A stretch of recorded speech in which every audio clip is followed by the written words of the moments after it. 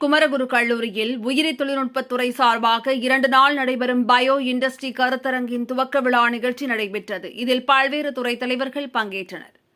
கோவை சரவணம்பட்டி பகுதியில் குமரகுரு கல்லூரி உள்ளது. இக்கல்லூரியில் உள்ள உயிரி தொழில்நுட்பத்துறை சார்பாக 2 நாட்கள் நடைபெறும் பயோ இண்டஸ்ட்ரி கருத்தரங்கின் துவக்க விழா கல்லூரி வளாகத்தில் நடைபெற்றது. இதில் வளர்ந்து வருகின்ற போக்குகள், வாய்ப்புகள், சவால்கள் குறித்து மாணவர்கள், ஆசிரியர்கள், தொழில் வல்லுநர்கள் கலந்து கொண்டனர். உயிரி மருந்து மற்றும் உயிர் தகவலியல் துறையில் புதுமைகள் குறித்து விவாதிக்கப்பட்டது. இந்த நிகழ்வில் KCT பயோடெக்னாலஜி துறை தலைவர் டாக்டர் வினோகர் ஸ்டீபன் ராபில் வரவேற்புரையாற்றினார்.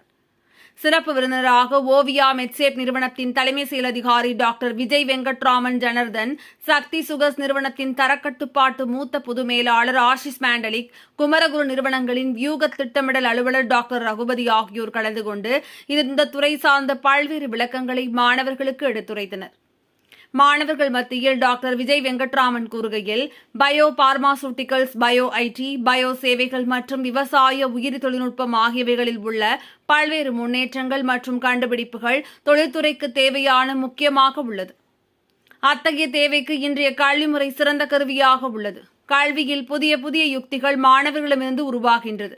இவ்வகையான உருவாக்கத்திற்கு இவ்வாறான கருத்தரங்கங்கள் முக்கிய காரணியாக செயல்படுகிறது என்றார்.